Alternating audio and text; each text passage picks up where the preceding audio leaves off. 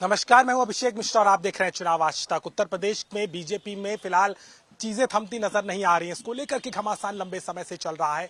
एक के बाद एक विधायकों के बयान भी सामने आ रहे हैं और इन सब के बीच में इस वक्त सवाल ये उठ रहा है कि क्या पार्टी कोई बड़ी कार्रवाई के मूड में है। लेकिन फिलहाल इसका इशारा नहीं दिखता। उत्तर प्रदेश के उपचुनाव इस समय बीजेपी के लिए सबसे बड़ी प्राथमिकता नजर आते हैं और उसी के बाद कोई बदलाव हो सकता है। लेकिन आखिर दिक्कतें कहां हैं? दरअसल शुरुआत हुई 14 जुलाई को रविवार यानी कि हुई कार्य समिति प्रदेश की, जहां पर राष्ट्रीय अध्यक्ष जेपी नड्डा, मुख्यमंत्री, प्रदेश अध्यक्ष, दोनों उप मुख्यमंत्री, प्रदेश पदाधिकारी और एग्जीक्यूटिव बॉडी के जितने भी मेंबरान थे वो सब मौजूद थे।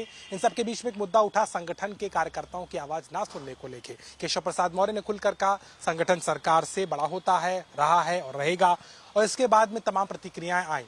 मुख्यमंत्री ने कहा कि हमको पूरे चुनाव में, उपचुनाव में तैयारी से जाना है, अति आत्मविश्वासी नहीं होना है और अपने आपको बैकफुट पर नहीं लाना, यानी कि जिस तैयारी से हम जा रहे थे उसी पर हम आगे जारी रहेंगे। लेकिन इन सब के बीच में तमाम विधायकों की जो आपत्तियां आई वो गौर काबिल नजर आती है। देवेंद्र प्रताप सिंह एमएलसी, उन्होंने सवाल किया था टीचर्स के अटेंडेंस के मामले पर, उस पर बैकफुट पे सरकार आई।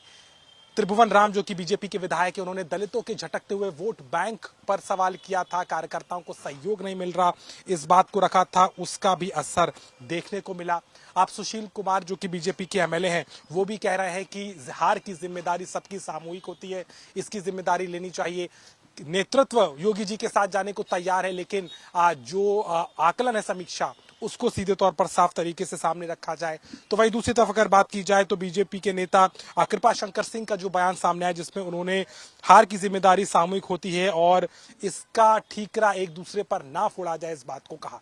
तो ये तमाम जो प्रतिक्रियाएं सामने आती रही, इस बीच जो बीजेपी के सहयोगी घटक दल है संजय निषाद, उन्होंने सीधे तौर पर कार्यकर्ताओं में नाराजगी की बात कही।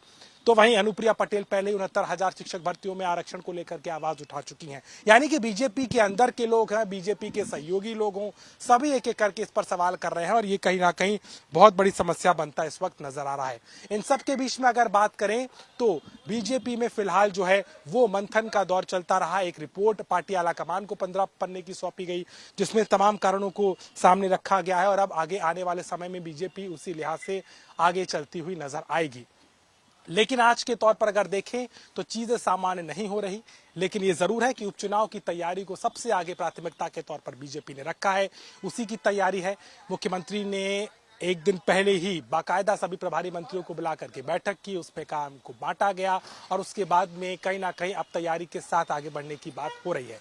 लेकिन बीजेपी के अंदर जो कुछ भी उठापटक मौजूद रही, वो कहीं ना कहीं इशारा करती है कि आने वाले समय में कुछ बदलाव जरूर होंगे। लेकिन इन सब के बीच में प्रशासनिक सहयोग ना मिलने का आरोप, विधायकों की नाराजगी, ये तमाम चीजें बीजेपी के लिए चुनौती बनती नजर आती हैं, जिसके इर्द गिर्द इस समय उत्तर प्रदेश में बीजेपी की राजनीति घूमती हुई नजर आ रही है। लखनऊ से मैं अभिषेक मिश्रा, चुनाव आज तक।